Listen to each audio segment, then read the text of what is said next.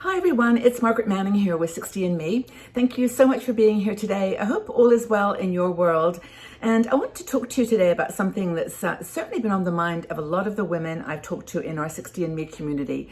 And this year has been just a year of kind of plans and thoughts about the future in suspension. Really no one knows where we're going, when things are going to open. But I think it's important that during this time when we have reflection opportunities, that we start thinking about the R word, retirement. Now, you may be sitting there thinking, when is that going to ever happen? I mean, I have to keep working. Maybe I didn't plan well enough in the past. But, a lot of people are thinking, no, it's time. I've done this job or this responsibility for many years, and now I'm going to retire.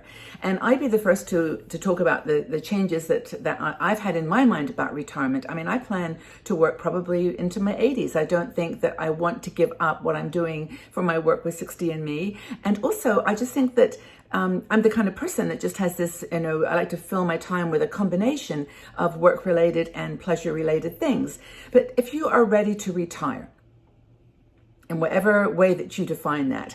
We have an article by Michelle Vosberg, one of our bloggers, and Michelle's really great about this because she's really made it a purpose with her husband to actually start asking questions today that are going to give her the right answers for her life in retirement. And I think that's the key. We don't have to decide today whether you're going to retire tomorrow or next year or 5 years. It's just asking the right questions now so that you will be able to make that decision when the time is right. Now, she recently took a retirement class with her husband, and it's really kind of a fun idea. I think probably in your community, there are things going on like that you can take part in. But she did this with her husband to really, again, ask the right questions, and she learned 8 powerful lessons, and I want to share those with you because I think there's some shifting in the world of retirement that have given an opportunity for new revelations, new lessons that we can learn.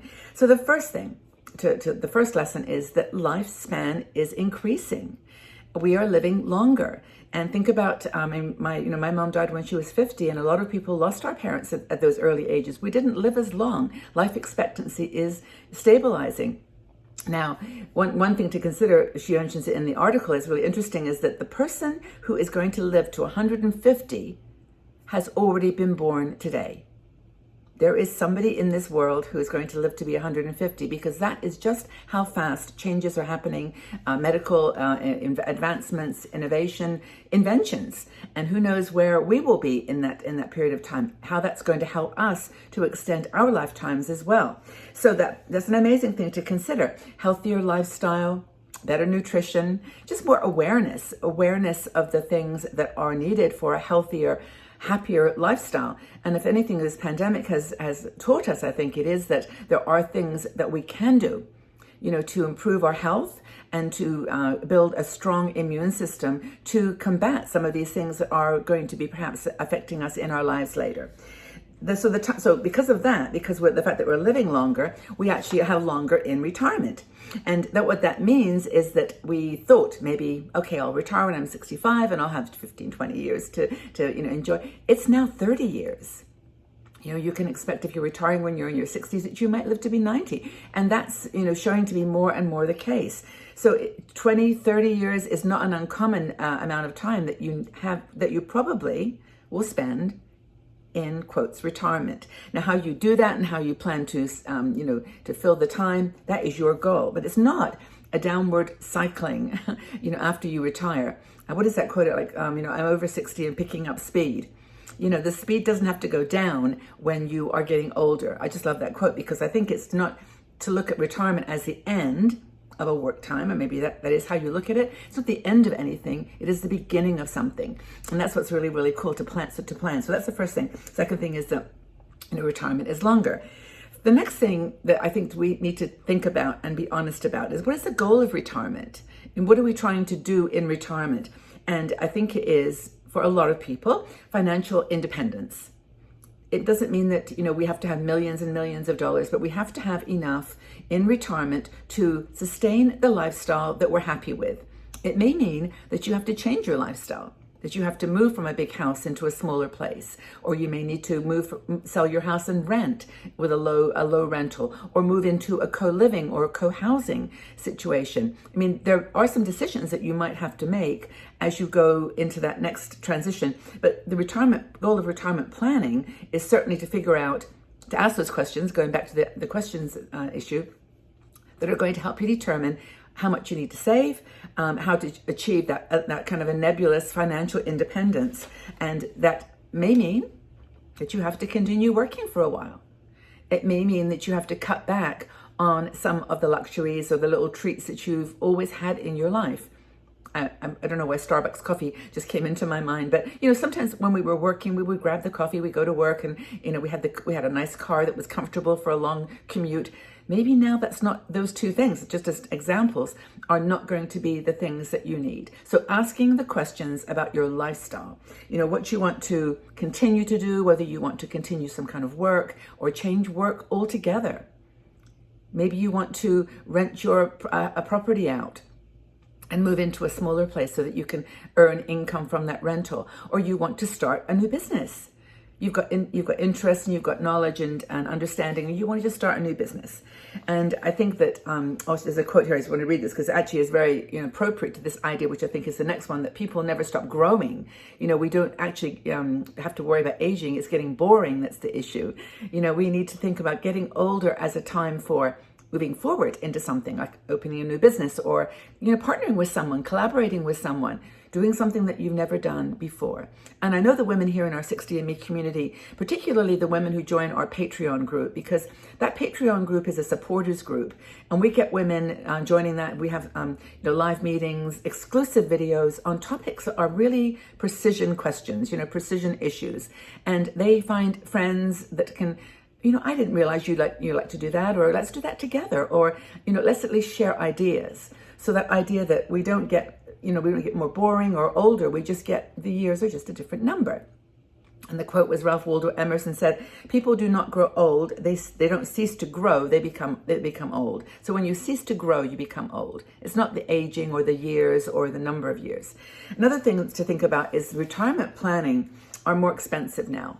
I mean, we have to think about finding the right financial advisor, a fiduciary advisor, if you can find one who has that focus, because they are charging not by selling a product, like selling a retirement plan or an annuity or something like that.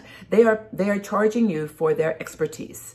And it is their mission as a fiduciary advisor to be able to have your best interests at heart. I've done lots of interviews with Pam Kruger, who is an amazing woman. She started I think it's called Wealth Ramp, which is where you can find fiduciary advisors.